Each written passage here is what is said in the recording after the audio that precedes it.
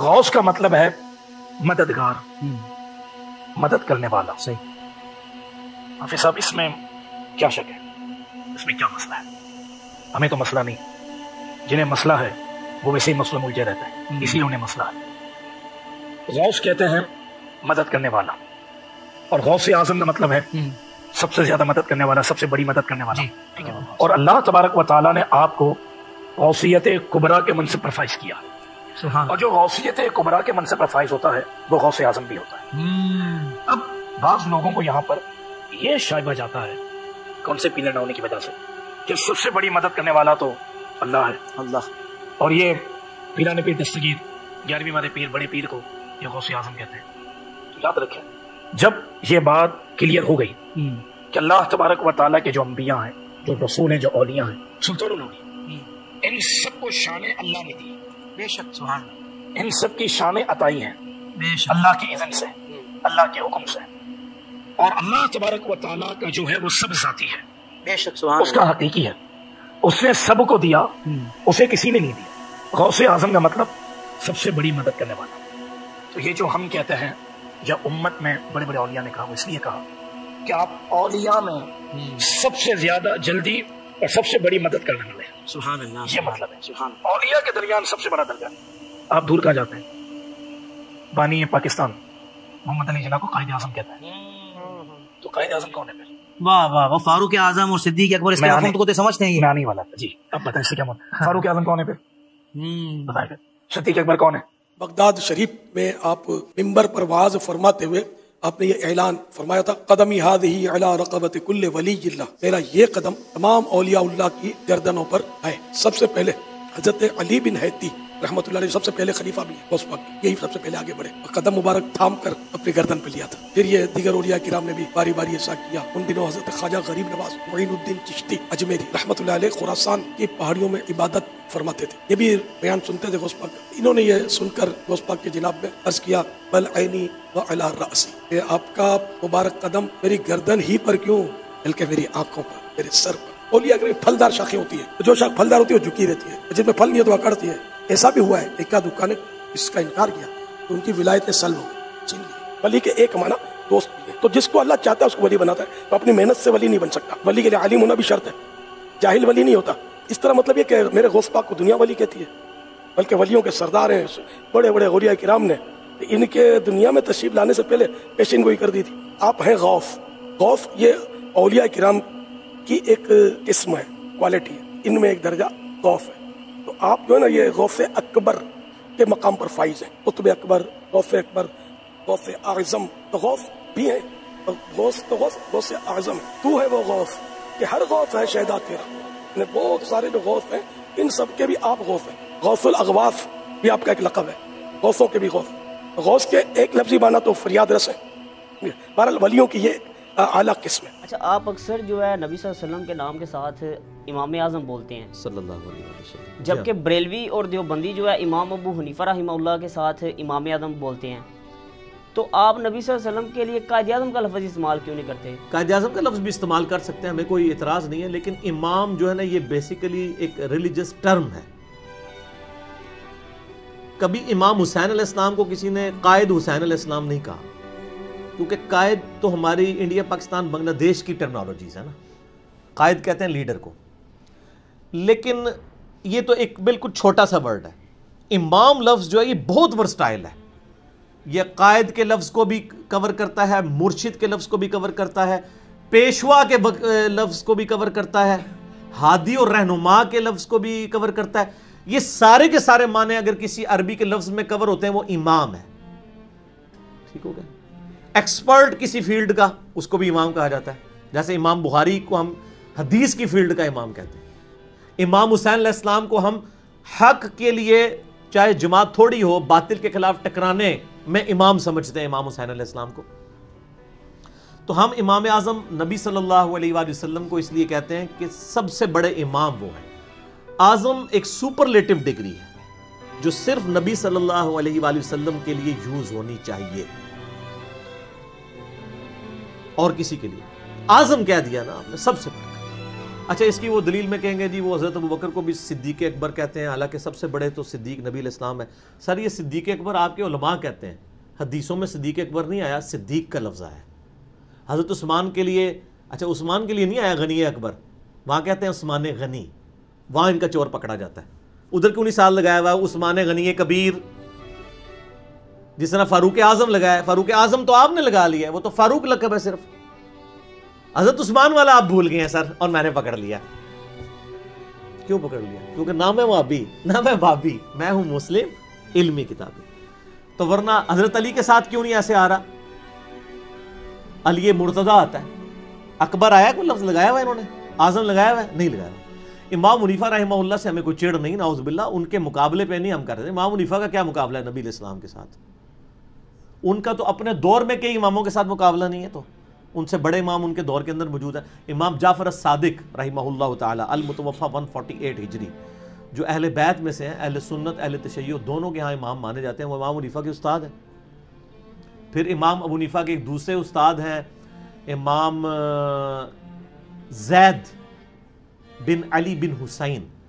امام زین العابدین جو تھے نا، علی بن حسین المتوفی 95 ہجری، ان کے دو بیٹے تھے، محمد باقر اور دوسرے زید ابن علی۔ تو وہ زید ابن علی جو ہیں 124 ہجری میں فوت ہوئے ہیں، وہ امام حنیفہ کے استاد ہیں اہل بیت میں سے، تو وہ خود امام اعظم ہیں اگر امام اعظم ان کے دور کے اعتبار سے دیکھا جائے۔ تو اس لیے ہم کہتے ہیں کہ یہ اماموں کو آپ اماموں تک رکھیں، اعظم کا لفظ صرف نبی صلی اللہ علیہ وآلہ وسلم کے ساتھ منسوب کریں، جو امام الانبیاء بھی ہیں۔ صحیح مسلم میں حدیث ہے کہ شب معراج نبی صلی اللہ علیہ وآلہ وسلم فرماتے ہیں اللہ تعالیٰ نے نبیوں کو بیت المقدس میں جمع کیا، اور اب میں انتظار میں تھا کہ امامت کون کرے گا، تو مجھے جبرائیل علیہ السلام نے کہا آپ آگے ہوں، آپ ان کی امامت کروائیں گے۔ اسی لیے ہم نبی صلی اللہ علیہ وآلہ وسلم کو امام الانبیاء کہتے ہیں۔ علم کی بنیاد پہ حضرت آدم علیہ السلام کی فضیلت فرشتوں پہ ہے، اور ہمارے نبی علیہ السلام کی فضیلت باقی انبیاء پر ہے۔ امام وہ آپ کا محلے مسجد کا امام نہیں ہوتا کہ عالم پیچھے کھڑا ہوتا ہے اور ایک جاہل اور راہ لانے والا ایک چھڑا مولوی انہوں کے کر کے امامت، یہ سمجھتے ساڑھے محلے دے مولوی نے جنہوں مرضی امامت کھڑا کر دو۔ آپ کو پتا ہے خلفائے راشدین اپنے زمانے میں خود امامت کرواتے تھے مسجد نبوی میں۔ وہ دنیا کا بھی امام ہوتا تھا، دین کا بھی امام ہوتا تھا۔ یہاں تو امام ان کے تنخواہ دار ہوتے ہیں، کئی بار علماء پیچھے کھڑے ہوتے ہیں اور عام چھڑے مولوی آگے امامت کروا رہے ہوتے ہیں، جن کو بس دو چار صورتیں یاد ہوتی ہیں، وہ بھی صحیح نہیں، وہ امامت کے اہل نہیں ہوتے۔ ان کی موجودگی میں ان کو امامت کروانی چاہیے جو علماء ہیں۔ تو امام الانبیاء کا لقب آپ صلی اللہ علیہ وآلہ وسلم کے لیے ہے، امام اعظم بھی ہیں، امام کائنات بھی ہیں۔ آپ نہ چڑھا کریں، اور نبی علیہ السلام کی جب بات ہو رہی ہو نا تو آپ فوراً اپنے بزرگوں کی فکر میں نہ لگ جایا کریں۔ نبی علیہ السلام کی مبارک ذات اتنی یعنی بڑی ذات ہے کہ ان کے مقابلے پہ کسی کو لانا، یہ تو میں کہتا ہوں آپ جب یہ سوال کرنا ہی آپ کا توہین ہے، ضرورت ہی نہیں آپ کو۔ آپ کے پیٹ میں کیوں پیڑ ہوتی ہے؟ یا تو ہونا کہ آپ کا امام لادا ہو، میرا امام لادا ہو۔ تو ہمارے امام نبی علیہ السلام ہی ہے، ما ضل صاحبکم وما غوی۔ اسی لیے قرآن حدیث پڑھنے سے روکا جاتا ہے کہ قرآن میں جس امام کا ذکر ہے نا وہ نبی صلی اللہ علیہ وآلہ وسلم ہے، یا ان کے پیٹرن پہ چلنے والے۔ اطیعوا اللہ واطیعوا الرسول واولی الامر منکم فان تنازعتم فی شیء فردوه الی اللہ والرسول۔ اگر آپ اپنے بڑے بزرگوں سے بھی آپ کا اختلاف ہو جائے، اپنے حکمرانوں سے بھی اور بڑے علماء سے بھی، تو پلٹاؤ اپنے فیصلے کو اللہ اور اس کے رسول یعنی کتاب و سنت کی طرف۔ اچھا غوث اعظم کا مطلب بھی بتا دیں، اور یہ بھی بتا دیں آخر ہے کون؟ غوث اعظم تو اللہ تعالیٰ کی ذات ہے جی، اس میں کوئی شک نہیں ہے۔ غوث کہتے ہیں مددگار کو، بڑا مددگار، سب سے بڑا مددگار کون ہے؟ اللہ۔ ہاں انڈیا پاکستان بنگلہ دیش میں شیخ عبد القادر جیلانی کی طرف ہمارے دیوبند اور بریلوی علماء نے ان کو منسوب کیا ہوا ہے، ان کو غوث اعظم کہتے ہیں۔ اشرف علی تھانوی صاحب بھی غوث اعظم لکھتے ہیں، اور اس طریقے سے حمزہ بریلوی صاحب بھی ان کو غوث اعظم لکھتے ہیں۔ غوث اعظم اللہ ہی ہے، یہ تو غوث ہے ہی نہیں ہے، تو اعظم کیا ہے؟ ان کا نام تھا شیخ عبد القادر جیلانی، وہ گیلانی بھی بولتے ہیں، وہ گاف جیم بن گئی ہوئی ہے، تو شیخ عبد القادر جیلانی کی طرف یہ منسوب کیا۔ المتوفی 561 ہجری، ایک عالم دین گزرے ہیں 6 صدی ہجری کے اندر، 561 ہجری میں فوت ہوئے۔ ان کے اوپر میرا ایک کلپ بھی ہے، شیخ عبد القادر جیلانی رحمۃ اللہ علیہ 11 بلکہ اس کا نام ہے 11ویں والے پیر کی نماز کا طریقہ، اسے صرف 11ویں کھانے کے لیے ہے. تو وہ غوث اعظم ان کو ویسے کہتے ہیں، انہوں نے کہیں نہیں کہا، نہ ان کو کسی نے کہا ہے، یہ لوگوں نے ان کی طرف منسوب کیا. یہ لقب غلط ہے، یہ لفظ استعمال نہیں کرنا چاہیے. یہ ساری ٹرمنالوجیز جو اعظم اور ان بڑی بڑی جو ہیں، یہ یعنی اگر تکوینی امور سے تعلق رکھتی ہیں تو وہ اللہ کی طرف منسوب ہوں گی، اگر وہ دین کے امامت کے پوائنٹ آف ویو سے ہیں تو وہ نبی علیہ السلام کی طرف منسوب ہوں گی، اور کسی کی طرف نہ منسوب کریں. ان لوگوں نے کبھی حضرت علی علیہ السلام کو تو غوث اعظم نہیں کہا، کبھی بھی نہیں کہیں گے، کیونکہ انہوں نے ٹرم بنائی ہے. اور پھر آپ دیکھیں انہوں نے یہ مشہور کیا ہوا ہے کہ چوں محمد درمیان انبیاء، غوث اعظم اسی طرح غوث اعظم درمیان اولیاء. وہ کہتے ہیں جس طرح نبی صلی اللہ علیہ وآلہ وسلم کا مرتبہ نبیوں میں ہے نا، اسی طریقے سے شیخ عبد القادر جیلانی کا مرتبہ اولیاء میں ہے. کتنا بڑا جھوٹ ہے. صحابہ کرام کیا نبی ہیں؟ تو اولیاء کی کیٹیگری میں آتے ہیں. صحابی تو ان کا ایک ٹائٹل ہے نا، وہ علیحدہ چیز ہے. ٹرم جو قرآن و سنت میں آئی ہے وہ تو یا نبی آئی ہے، اور غیر نبی جو نیک ہوتا ہے ولی، اسی میں آگے آپ شہید صدیق، وہ تو مرتبے ہیں. ٹرمز دو ہی ہیں نیک بندوں کی، نبی اور غیر نبی. غیر نبی کو آپ ولی کہتے ہیں جو نیک ہو. قرآن میں بھی ہے نا کہ کچھ اولیاء اللہ ہوتے ہیں، کچھ اولیاء طاغوت ہوتے ہیں، شیطان کے اولیاء ہوتے ہیں، کچھ اللہ کے اولیاء. امام احمد بریلوی صاحب سے احکام شریعت میں یہ سوال ہوا کہ اولیاء اللہ کے سردار کون ہیں، تو انہوں نے کہا حضرت ابوبکر صدیق رضی اللہ تعالیٰ عنہ. انہوں نے شیخ عبد القادر جیلانی کا نام نہیں لیا. یہ احمد بریلوی صاحب کی میں بات کر رہا ہوں. تو سر یہ جعلی شعر اپنی مسجدوں سے ہٹائیں، ٹھیک ہے، یہ کام چھوڑ دیں.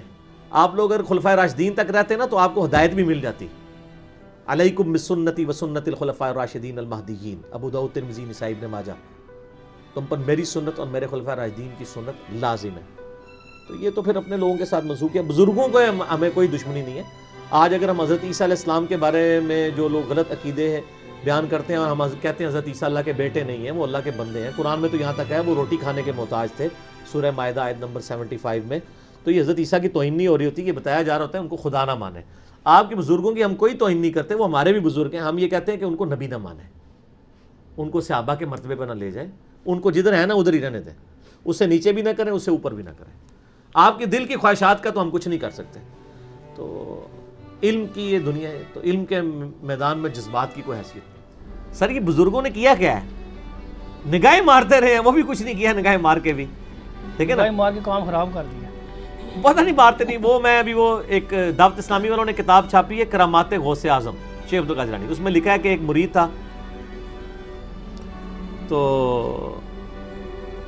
وہ اس نے نا ان کی وہ جو لوٹا تھا نا اس کی ٹوٹی قبلہ رخ نہیں رکھی ہوئی تھی، تو کو کتنے پہنچ دے جائے. تو وضو کروا کے اس نے لوٹا ایسے ہی رکھ دیتا. بیچارے کو مطلب غلطی ہوگی. انہیں جناب ایک نگاہ ماری تو مرید جلال کتاب نہ لاتے ہوئے جاں بحق ہو گیا. یہ لکھا ہوا ہے. اچھا، اور یہ اسی سے لیا نا، بڑی کتاب ہے بہجت الاسرار. بہجت الاسرار جو ہے نا ایک سائیکلوپیڈیا شیخ عبد القادر جیلانی کی کرامات کا، اسی سے یہ نقل کیا ہوا ہے. اچھا کہتے ہیں جناب پھر انہوں نے ایک نگاہ لوٹے کی طرف ماری، اس کی ٹوٹی سی. میں کہ یار وہ پہلی لوٹے تھے مار دیتے مسئلہ ہی حل ہوتا، بندہ بچ جاتا. جھوٹ ہے. یعنی یہ ہم مذاق شیخ عبد القادر جیلانی کا نہیں اڑا رہے، ان کی طرف جھوٹ منسوب بالکل. اسی طرح ان کی طرف انہوں نے جھوٹ منسوب کیا کہ انہوں نے کہا ہے میں مشرق میں ہوں. یہ بہجت الاسرار میں لکھا ہے میں مشرق میں ہوں اور میرا مرید مغرب میں ہو، اس کا ستر کھل جائے تو میں اس کا ستر ڈھانپ دوں گا. تو میں نے اس پہ ان کو کہا تھا کہ یار اگر آپ اتنے کانفیڈنٹ ہیں، ٹھیک ہے جی. آپ کانفرنسز کراتے ہیں شیخ عبد القادر جیلانی کے نام کے اوپر. آپ اگر اتنے کانفیڈنٹ ہیں کہ میں سچا قادری ہوں، سچا قادری ہوئے گا جو پائی جی میڈیا دے کیمرے سامنے لوائے اور پھر کہ جی یا شیخ عبد القادر جیلانی اور نال ہی اپنی تہمت کھول دے، تو وہ آگے. ویسے میرا مشورہ یہ کرنے سے پہلے آپ انڈر ویئر پہن لیجئے گا، کیونکہ مجھے 100% یقین ہے کہ آپ جو ہے آپ کو بے عزتی کا سامنا ہی کرنا پڑے گا. جب ہم یہ مذاق اڑاتے ہیں، یہ کہتے ہیں بزرگوں کا مذاق اڑا رہے ہیں. ہم بزرگوں کا نہیں اڑا رہے ہیں، بزرگوں کا مذاق آپ نے اڑوایا ہے. ہم نہیں کہتے کہ انہوں نے یہ باتیں کہی ہیں. قصیدہ غوثیہ میں اتنی کفریات لکھے ہوئے ہیں، اتنے شرکیہ باتیں لکھی ہوئی ہیں ان کا اسلام سے دور دور تک تعلق نہیں ہے. اور جو انہوں نے متکبرانہ دعوے کیے میں، یعنی کوئی شخص اس طرح کا دعویٰ کر سکتا ہے کہ تمام اولیاء کی گردن پہ میرا پاؤں ہے. جو بندہ اللہ کا نیک بندہ ہے وہ تو ڈرتا ہی رہتا ہے. وہ یہ تو حضرت ابوبکر صدیق نے دعویٰ نہیں کیا کہ تمام صحابہ کی گردن پہ میرا پاؤں ہے. ٹھیک ہو گیا نا. اس طرح کے یہ سارے دعوے جھوٹے ان کی طرف منسوب ہیں. انہوں نے یہ باتیں نہیں کی. شیخ عبد القادر جیلانی کی جو صحیح بات ہے وہ مجھے پتہ ہے، میں آپ کو بتا دیتا ہوں. ان کو کسی نے بتایا کہ جی عید کا چاند نظر آ گیا. انہوں نے کہا کہ عبد القادر کی عید کا دن تو وہ ہوگا جس دن وہ اپنا ایمان بچا کے قبر میں اتر جائے. یہ بات ایک شریف النفس آدمی کر سکتا ہے. جو شخص یہ بات کر رہا ہے وہ یہ کیسے کہہ سکتا ہے کہ میں اس وقت تک جنت میں نہیں جاؤں گا جب تک سارے مرید نہ ساتھ لے جاؤں؟ جھوٹ بول رہے ہیں نا یہ. تو ہم نہیں مانتے کہ انہوں نے یہ باتیں کی. پہلے تو میں ان سے پوچھتا ہوں کہ آپ اپنے نام کے ساتھ قادری لکھتے ہیں اور اپنی نسبت شیخ عبد القادر جیلانی کے ساتھ کرتے ہیں، انہی کی وجہ سے قادری کہلاتے ہیں نا. تو شیخ عبد القادر جیلانی رحمہ اللہ کی طرف جو منسوب کتاب ہے غنیت الطالبین، اس کے شروع ہی میں نماز کا طریقہ انہوں نے لکھا ہوا ہے. اور وہی طریقہ لکھا ہے جو بخاری اور مسلم میں موجود ہے. یعنی اللہ کے محبوب صلی اللہ علیہ وآلہ وسلم نماز میں رکوع میں جاتے وقت اور رکوع سے اٹھتے وقت رفع الیدین کرتے تھے، جس سے یہی بزرگوں کے ماننے والے کبھی کہتے ہیں مکھیاں مارنا، کبھی کہتے ہیں بت رکھ کے آتے تھے، کبھی کہتے ہیں یہ منسوخ ہو گیا. تو جس شیخ عبد القادر جیلانی رحمۃ اللہ علیہ کے نام پہ آپ لوگ عزتیں اویل کر رہے ہیں، ایون چندے اکٹھے کر کے اپنا سورس آف انکم جس شخصیت کو آپ نے بنایا ہے، وہ جس طریقے پہ نماز پڑھتی تھی وہ آپ نماز کا طریقہ پبلک میں کیوں نہیں بتاتے؟ پھر سچے قادری ہوں گے نا. آپ کا تو دعویٰ ہے وہ اولیاء اللہ کے سردار ہیں. اچھا، اولیاء اللہ کے سردار وہ نماز پڑھتے رہے جو منسوخ تھی؟ سردار تے چیک کر کے بنانا سی نا. نہیں، وہ حنبلی تھے. وہ حنبلی کو تو بعد میں ہم دیکھیں گے، پہلے تو ہم یہ دیکھیں گے. پہلے تو یہ بات ہے، یہی جھوٹ ہے. نبی صلی اللہ علیہ وآلہ وسلم کی نماز کا طریقہ جو آپ کے نزدیک ختم ہو چکا، جو مکھیاں مارنا ہے، نعوذ باللہ، اور کیا کیا آپ اس کے لیے نام رکھتے ہیں. آپ کے سب سے بڑے بزرگ اس طریقے پہ نماز پڑھتے تھے. جس بزرگ کو پوری زندگی یہی نہیں پتا چلا کہ نبی علیہ السلام نے نماز کس طریقے پہ پڑھی ہے، وہ آپ کے دلوں کے حال کیسے جانتے ہوں گے؟ پھکی ہے نا سر، الزامی جواب، اینٹی وینم. ساڑھے کل تو پھر ہی گلا نے جسے خود نماز کا طریقہ نہیں پتا بقول آپ کے. پہلے تو انہیں حنفی کریں قبر سے نکال کے، ریکویسٹ کر کے. لیکن اب تو کوئی فائدہ نہیں. کیا آپ اللہ تعالیٰ کی قدرت و اختیار کو کسی کا عطا کردہ سمجھتے ہیں؟ اگر نہیں تو کسی غیر اللہ میں غیر مستقل اور اللہ تعالیٰ کا عطا کردہ اختیار ماننے سے شرک و برابری کیسے ثابت ہو؟ وہ پرانے کوڑ قسم کے تواڈے دلائل نے. یہ میں نے اس پہ ریسرچ پیپر نمبر 3 لکھ دیا ہے، دعا صرف اللہ ہی سے، کہ جی ہم تو اللہ کی اطاعت سے مانگتے ہیں، یہ کرتے ہیں وہ کرتے ہیں. بھائی جب اللہ کہہ رہا ہے میں نے یہ چیز اطاعت ہی نہیں کر دی کسی کو، تو آپ کس طرح اللہ کی اطاعت سے؟ میں کیونکہ اگر اللہ کی اطاعت سے ہم کسی کی عبادت کر سکتے ہیں، یہ تو خدا کی ڈیفینیشن کے خلاف ہو جائے گا. خدا تو کبھی یہ نہیں کہے گا. سورہ آل عمران میں ہے کہ اللہ تعالیٰ کبھی تمہیں نہیں کہے گا کہ تم نبیوں کو یا فرشتوں کو رب مان لو اللہ کو چھوڑ کے. کیا تمہیں وہ کفر کی طرف ترغیب دے گا بعد اس کے کہ تم ایمان لے آئے، اور بعد اس کے کہ تم کتاب کی تعلیم دیتے بھی ہو اور اس کی تعلیم کا درس بھی دیتے ہو، پڑھتے پڑھاتے بھی ہو؟ یہ سورہ آل عمران کے اندر آیت موجود ہے. تو اللہ تعالیٰ کبھی بھی یہ، اس میں میرا یوٹیوب پہ کلپ بھی ہے، من دون اللہ کون، اس میں نے یہ آیت بھی بریف کی ہے. اس طرح نہیں ہوگا میرے بھائی. اللہ تعالیٰ جو چیز چاہے گا نا وہی آپ کسی کے لیے مان سکتے ہیں. اللہ چاہے گا، آپ کے چاہنے سے اللہ نے نہیں چاہنا. آپ کہیں جی اللہ چاہے تو فرعون کو جنت میں اور موسیٰ کو دوزخ میں پھینک سکتے ہیں، ہم کہتے ہیں آپ کیسے ہی فیصلہ کر سکتے ہیں؟ اللہ تو کہتا ہے لا تبدیل لکلمات. فرعون ہی دوزخ میں جائے گا، موسیٰ جائیں گے جنت میں. کیونکہ اگر موسیٰ علیہ السلام کو جنت میں نہیں جائے تو اللہ کے کلمات بدل جائیں گے، اور جو کلمات بدلتے وہ نہیں. تو اللہ وہ ہے کہ اس نے مشکل کشائی اور حاجت روائی کے لیے، دعا کے لیے کہ صرف مجھے پکار. وہ اپنی یہ والا معاملہ کسی کو عطا بھی نہیں کرے گا. ظاہری اسباب اللہ کا معاملہ ہے، نبی سامنے موجود، آپ ان سے جا کے ضرور ریکویسٹ کریں. اس کے اوپر تو کوئی نہیں ہے. غیب میں نہیں مدد کے لیے پکار سکتے. ایاک نعبد و ایاک نستعین.